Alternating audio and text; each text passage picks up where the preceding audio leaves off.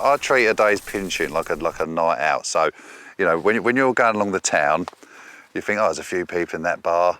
That bar's crowded. So you never go in the bar that's empty. You always go in the crowded bar, don't you? So same as these pigeons today. They're going to the crowded bar. They're not coming to the little shitty bar here. They're going to the crowded bar. So, you know, hopefully once they get drunk over there, they'll come to this bar, the karaoke bar. But yeah, at the precise moment, they're enjoying that busy one.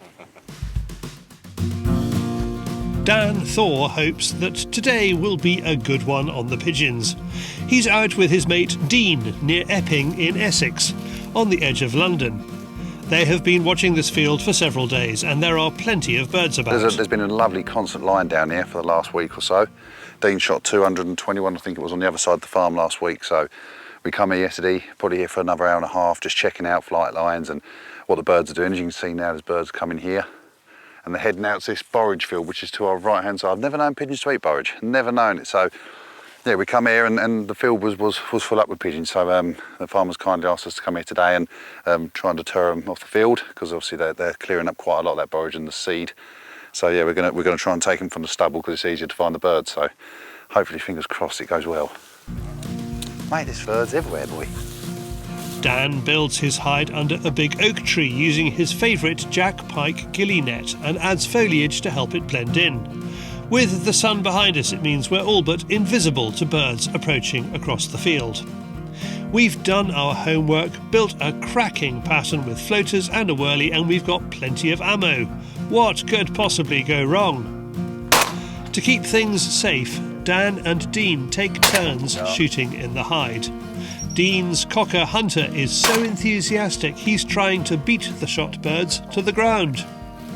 Both shooters are using Browning Maxus semi-autos, which is a change from Dan's usual Maruku. No, not the usual one, mate. I took the Browning Maxus out the other day actually when I was filming with Glenn and them, so I thought I'd give it another bash today. Yeah, she's a bit of a tattered old girl now. Like I say, we've had her quite a few years that the bead's all loose, that's on by an elastic band on top of the barrel.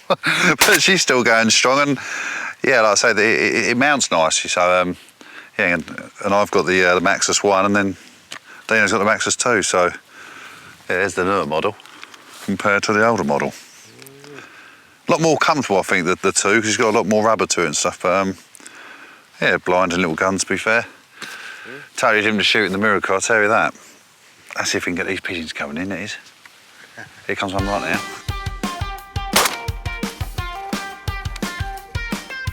We're off to a good start, but the birds aren't behaving as Dan hoped. Probably fighting with the amount of birds that are over there, but with flying across this flight line, you'd think they'd just come, not even to drop in, just come across for that shot. Like these two in front, you see.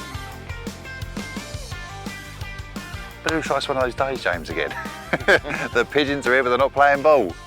But we're still enjoying it. That's the best part about it. So, yeah, like I say, it's still early. I mean, I've had it in days before where you'll sit here all day for 2 or 3 hours, shoot 10, 15, then it switches on for the last couple of hours and you're up to 150 birds. But like I say, the birds are consistently coming. I wonder whether you could try something completely different, put that magnet even that end. So they have to come across us. Dan and Dean rearrange the pattern, moving the whirly and some of the flappers. So what's the thinking behind it? Not a clue, mate. No, I just thought I'd change up a little bit, just try and bulk the front up a little bit more. As you know, there's thousands of birds about today. There is literally non-stop birds, but they're too busy concentrating on that field over that side. But we're lucky enough we just heard a shot from another person, so hopefully they might stir things up and they might start flying, you know, back from our right-hand side and coming to us. So it's unbelievable. I mean, they don't want to play to rotaries, flappers. They don't want to play to the dead birds. They don't want to play to a single thing, as you've seen. Here comes a feral pigeon. We're seeing plenty of them.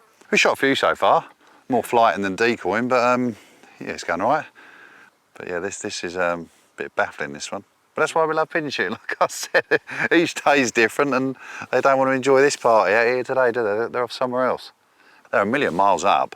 They're not shying off because they're not even taking no notice of us, are they? They're just coming straight past. Oh. Safety function there. Ah, dear.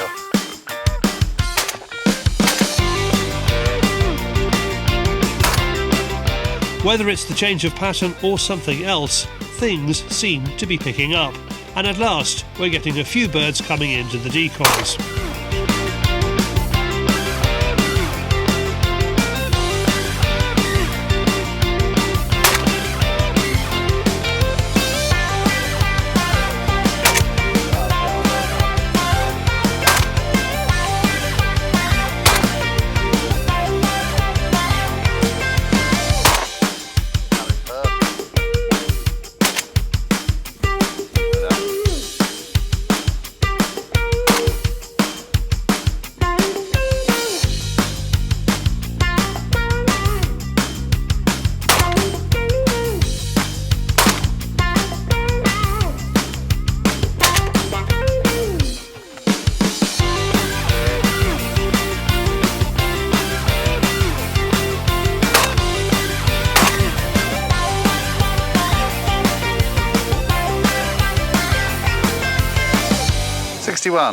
To be honest, we didn't realise we'd actually shot as many as we had, 61.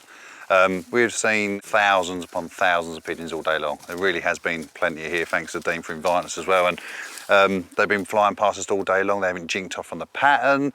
You know, we've tried everything from rotaries to flappers to dead bird decoys, the whole lot. And they've just been sailing past at about 100 yards and they've just been banging on the field over there, which we weren't allowed to shoot. And like I say, we've just had passerbys and we've had just a brilliant day.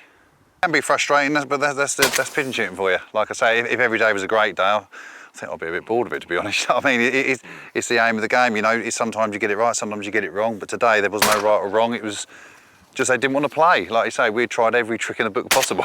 We worked our way through the alphabet almost, haven't we? So it was just the last hour, I reckon. The birds that were coming from the left, they were just last birds that were coming in and dropping into the pattern. But every bird that we shot today was completely empty. Every bird, except for the odd feral that we'd shot, that had a bit of the old borage in it, but other than that, every bird was completely empty and just full of water. So, and it wasn't an extremely hot day, to be fair, but it's just one of them ones. And yeah, we've had a brilliant day, like I say, thanks to Dino and that, and we thoroughly enjoyed it. Now I think it's time for a nice little pint in the sunshine somewhere. Definitely. Thanks for a good day, everyone. Anyway, it's been great. You can find Dan and Dean on Instagram, links below. There are also links to find out more about the gear they're using: Browning guns, Ely cartridges and Jack Pike clothing.